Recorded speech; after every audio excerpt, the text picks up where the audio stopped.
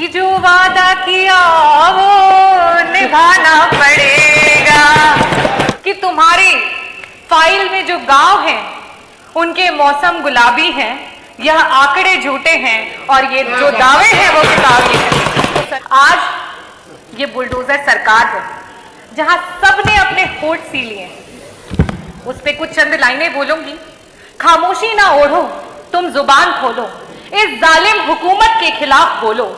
यहाँ मजलूम हर रोज सताए जा रहे हैं, घर कभी गिराए तो कभी जलाए जा रहे हैं। धन्यवाद। संशोधन में बोलने का अवसर दिया, इसके लिए मैं आपका हृदय से आभार व्यक्त करती हूँ। परंतु अध्यक्ष जी, इस सदन और इस सरकार से जनता यह भी नहीं कह सकती कि जो वादा किया वो निभाना पड़ेगा और जनता का पैसा चुकाना पड़ेगा।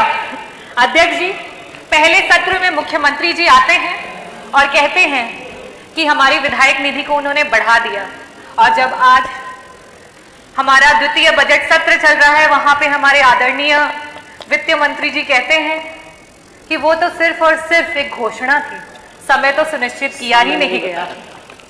तो आदरणीय अध्यक्ष महोदय, उसी प्रकार से ये जो अभिभाषण हुआ, ये जो बजट प्रस्तुत हुआ, इन्वेस्टर समिट मीट जो 2018 में हुआ और 2023 में हुआ, ये सब की सब घोषणाएं हैं और जनता ये जान रही है कि इसका समय अभी तक सुनिश्चित नहीं हो पाया है। और आप लोग क्यों घबराते हैं जब विपक्ष ये कहता है कि तुम्हारी फाइल में जो गांव हैं उनके मौसम गुलाबी हैं, यह आंकड़े झूठे हैं और ये जो दावे हैं वो किताबी हैं। और ये बड़ा ही सीरियस मैटर है, क्योंकि ये crisis of credibility of leadership है अध्यक्ष महोदय, और इसको संज्ञान में लेना चाहिए। अभिभाषण के दौरान और काफी सारे हमारे जो पक्ष के सदस्य हैं उन्होंने बहुत तारीफें की और कहा कि प्रदेश इस विभाग में 1 नंबर पे पहुंच चुका है, उस विभाग में 1 नंबर पे पहुंच चुका है। बिल्कुल सही कहा आप लोगों ने। मैं भी बारी बारी उत्तर प्रदेश का कौन सा विभाग किस नंबर पे पहुंच चुका है वो आपके सामने बताऊंगी, और प्लीज मेज थपथपाने से आप लोग मत रुकिएगा। कल उप मुख्यमंत्री जी बहुत तारीफ कर रहे थे, अपने नंबर ऑफ सीएससी पीएससी की बातें कर रहे थे। मैं आपको बताना चाहूंगी, और ये जो आंकड़े हैं मैं टेबल कर दूंगी अध्यक्ष जी।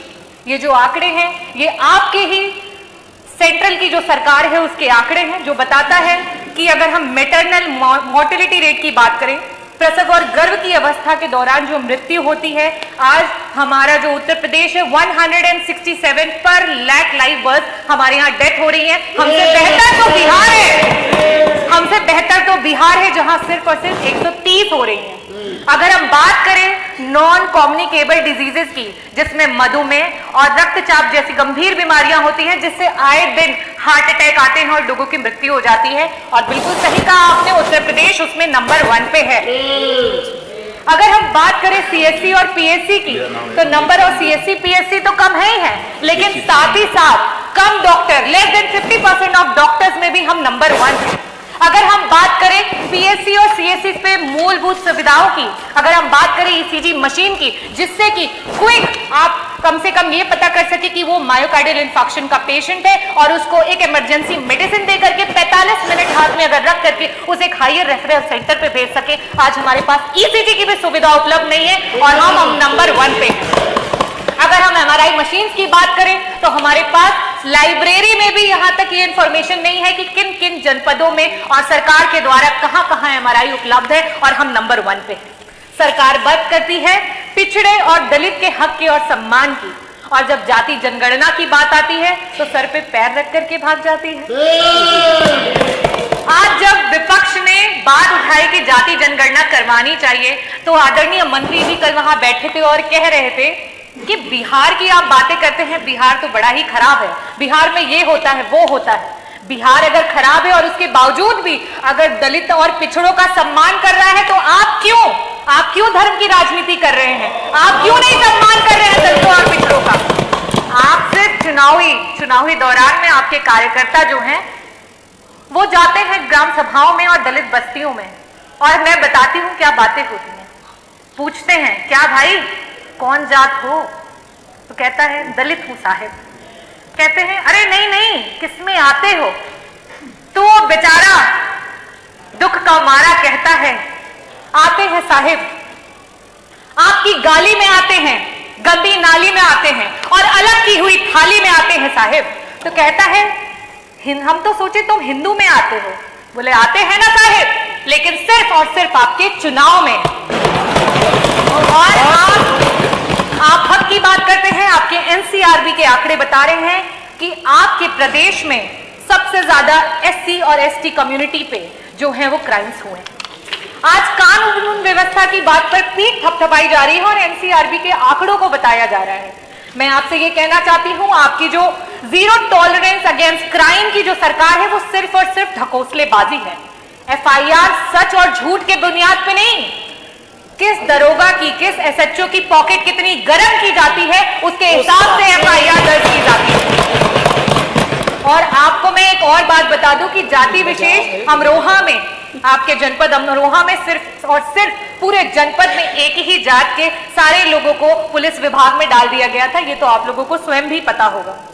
और आज थानों पे चाहे कोई भी केस हो, चाहे वो अपहरण हो, चाहे वो चोरी हो, चाहे वो बलात्कार हो, चाहे उत्पीड़न हो, चाहे मर्डर हो या कोई भी जमीनी कोई केस हो, हर चीज का रेट आपकी सरकार में फिक्स करके रखा हुआ है।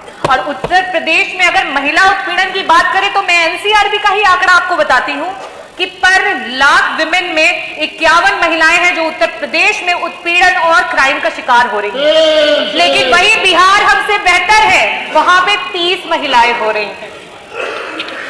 कन्विक्शन की रेट पे आप कहते हैं कि हम बहुत सारे लोगों को कन्विक्ट कर रहे हैं, लेकिन आप जिस चीज पे खुश हो रहे हैं जरा देखिए कि आपसे प्रदेश और भी हैं जो कन्विक्शन रेट में आपसे भी बेहतर है। आज आपका प्रशासन संविधान की धज्जियां उड़ा रहा है। संविधान जो कहता है कि अगर इंसाफ दिलवाने में कोई मुजरिम छूट भी जाए तो कोई बात नहीं, लेकिन किसी निर्दोष के साथ अत्याचार नहीं होना चाहिए। कानपुर देहात में वो मां बेटी जिस तरीके से जल गई, क्या वो किसी तरीके से संविधान के अनुरूप हुआ?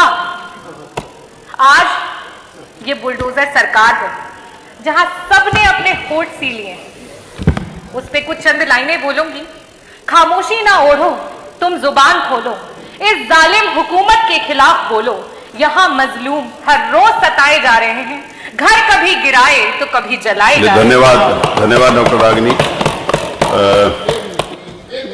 1 मिनट हो गया, पूरा समय हो गया, 7 मिनट 10 सेकंड हो गए। नहीं, श्रीमती रजनी तिवारी, धन्यवाद। मुझे लग रहा था आप बिहार में भाषण दे रही हैं। मेरी बात सारी करनी चाहिए लेकिन समय की सीमा। चलिए।